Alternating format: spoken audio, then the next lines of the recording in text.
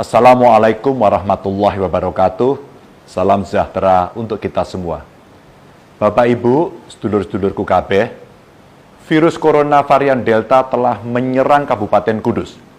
Sampai 14 Juni 2021, varian yang konon berasal dari India ini sudah terdeteksi menjangkiti 62 saudara kita yang ada di Kudus. Jelas kita patut waspada. Sebab varian Delta inilah yang telah menimbulkan korban jiwa sangat besar di India. Kita tahu varian ini tingkat penularannya sangat cepat. 50% lebih menular daripada varian lainnya. Bahkan di India pernah menyebabkan penambahan kasus 400.000 lebih dalam satu hari. Rumah sakit lumpuh, krematorium kewalahan mengurus jenazah, orang-orang tergeletak meninggal di jalanan. Varian Delta ini bisa dideteksi dari beberapa gejala. Di antaranya gangguan pendengaran, gangguan lambung parah, sampai pembekuan darah. Bapak Ibu, besar kemungkinan jumlah yang tertular varian Delta di Kudus lebih banyak dari yang kita temukan saat ini. Dan sangat terbuka kemungkinan varian Delta ini juga telah masuk ke daerah-daerah lainnya. Analisanya sederhana. 62 kasus varian Delta yang terdeteksi itu adalah hasil uji laboratorium dari 72 sampel. Artinya, 86,11% sampel yang kita periksa positif terjangkit varian Delta. Mau dibilang dan dibantah bagaimanapun, penularan COVID-19 di Jawa Tengah sedang tinggi-tingginya dan dengan varian baru yang lebih berbahaya. Saat ini sudah ada 8 daerah di Jawa Tengah yang masuk zona merah. Kudus, Demak, Jeporo, Pati, Grobogan, Kabupaten Tegal, Brebes, dan Wonogiri.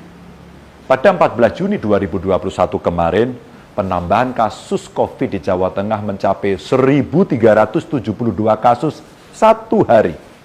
Dan total dalam satu minggu bertambah 3.331 orang.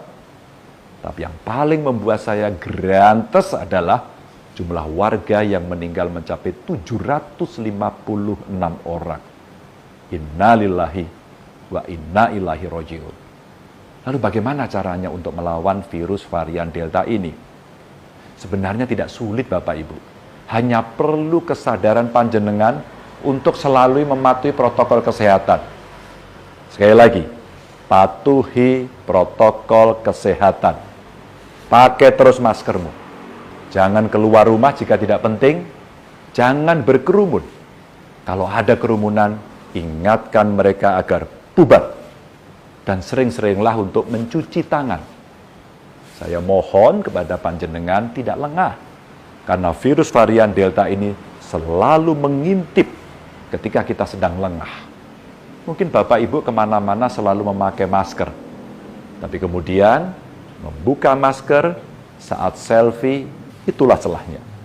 Sudah banyak contohnya. Kemarin, 13 guru di Sragen positif COVID hanya gara-gara tidak pakai masker saat selfie. Sikap menyepelekan itulah yang membuat kasus di Jawa Tengah terus-terusan naik. Saya meminta kepada seluruh warga Jawa Tengah mulai detik ini juga patuh dan taat pada protokol kesehatan. Kesadaran ini penting Bapak Ibu. Bukan hanya sadar untuk diri sendiri, tapi juga kesadaran untuk saling mengingatkan satu sama lain. Seluruh pemerintahan di setiap level juga saya minta agar selalu mengingatkan warganya untuk taat protokol kesehatan. Untuk teman-teman bupati yang daerahnya masuk zona merah, silakan buat kesepakatan bersama bagaimana mengatasi pelintas batas, orang belanja, orang bekerja, dan lainnya. Termasuk aturan tempat-tempat pariwisata dan kegiatan keramaian lainnya. Jangan sampai ketika satu daerah menutup pariwisata, daerah lain justru membuka. Kalau perlu, gerakan di rumah saja kita lakukan agar segera memperbaiki keadaan. Selain itu, pelaksanaan vaksinasi agar terus saja dipercepat. Pemprov Jateng juga membuka vaksinasi yang diprioritaskan untuk lansia. Silakan panjenengan datang ke Gedung Gradika Bakti Praja di Komplek Gubernuran setiap hari kerja. Tidak perlu berebut, karena vaksinasi ini masih kita buka sampai akhir tahun ini. Syaratnya tidak rumit, cukup bawa KTP.